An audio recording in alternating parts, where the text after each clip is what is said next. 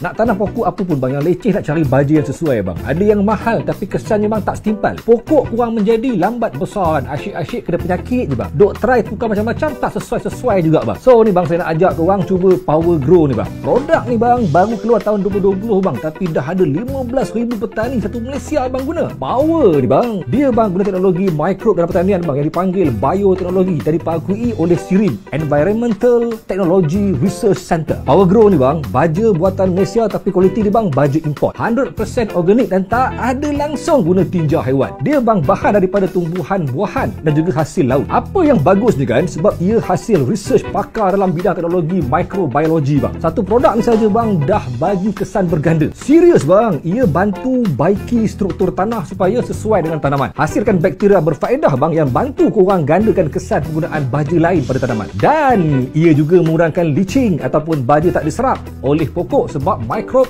tak sempat nak uraikan nutrien daripada baja. Simple je bang, just bancuh Power Grow ni bang dengan air bersih. Lebih baik bang bebas klorin dan sedia disembur. Kadar bancuan pula bang just satu nisbah 100. Contohnya kan, kalau guna tong 16 liter pakai 160 ml je bang. Dan kan korang sembur je bang ataupun siram pada tanah, tempat, kawasan atau media tanaman 2 minggu sebelum tanam pokok sebagai persediaan nak bertanam. Bukan nak sembang saja-sajalah kan. Ramai dah try dah bang dan share testimoni mereka. Ada yang kata kan hasil padi naik 200% bang tanpa guna sebarang racun kimia. Sawit pula bang tak melawas, berbuah sepanjang tahun bang. Hasil bulanan meningkat sekali ganda. Bilangan buah bertambah serta besar bang. Buah rock melon bang, papaya 4 ke 5 kg biasa dapat bang. Sayuran lebih gemuk, segar dan juga cepat besar bang. Pokok pula bang berbuah lebih banyak, besar serta manis bang. Pokok bunga pula bang keluar bunga lebih meriah dan juga berseri. Tumbuhan nak mati kan, pulih bang dan gila bang bertunas kembali. So kan tak puas hati lagi ke bang dengan cerita ni?